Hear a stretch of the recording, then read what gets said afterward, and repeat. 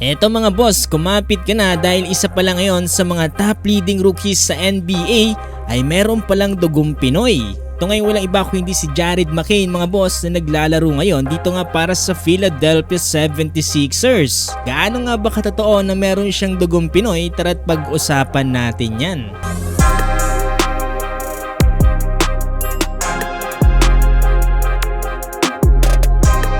Well, bago magsimula ang lahat mga boss, no, sino nga ba itong si Jared McCain? Well, ang 20 years old guard na si Jared McCain ay pinanganak sa taong February 20, 2004. Siya rin ay naglaro nitong college sa Duke Blue Devils, kinonsider nga bilang isang 5-star recruit and one of the top players in 2023 class. Itong 2024 NBA draft mga boss ay napili siya bilang 16 overall pick dito nga para sa Philadelphia 76ers. Well, hindi lang bilang isang magaling na player, mas kilala itong si Jared McCain mga boss dahil isa rin pala siya bilang isa sa mga sikat na players ng malaking followers lalong-lalo na dito nga sa TikTok. Lang isa ngayon sa mga pinakatanong ay paano nga ba nagkaroon ng Filipino descent itong si Jared McCain? Ayon mismo kay Jared McCain mga boss ay meron siyang mixed race. Pero ina-identify nga daw niya yung sarili niya bilang isang African American dahil ipinanganak nga siya sa Sacramento, California. Kanyang tatay kasi na si Lance ay isang African American at ang kanyang nanay naman na si Gina ay isang white. Parehong magulang niya ay American nationals as they both born in the United States. So dito na kayo magtataka mga boss, no? Paano nga ba nagkaroon ng Filipino descent itong si Jared McCain?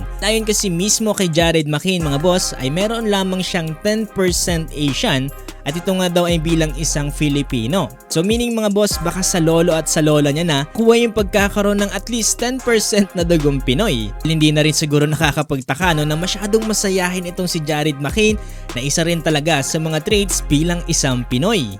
Actually mga boss, no, kapag napapanood ko nga yung mga vlogs at yung mga TikTok nito ni Jared McCain, palagi niya nababanggit, may dugo nga siyang Filipino, no? Kahit nga yung recent vlog niya, shoutout pa nga siya mga boss dito sa kanyang vlog, inahulaan niya nga rin sa kanyang teammate mga boss kung ano nga ba daw yung dugo niyang Asian. At sinabi niya nga dito mga boss na meron daw siyang Filipino descent at least 10%. And mga boss, hindi naman pure Pinoy itong si Jared McCain pero at least nandun pa rin yung pagkakaroon ng dugong Pinoy. Kaya nga nang sinabi ko sa ibang vlogs mga boss, no, isa sa mga pinaka-entertaining panoorin ng mga rookies ngayon ay itong si Jared McCain.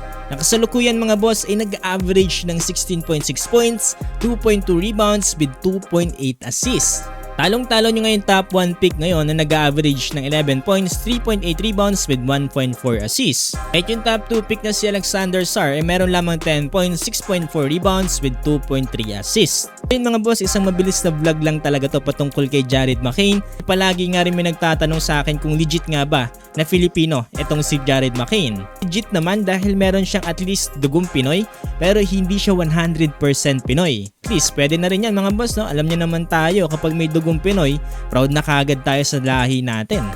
Jared is Asian? I am. What's the Filipino. Oh, Filipino. Yeah. You didn't know that?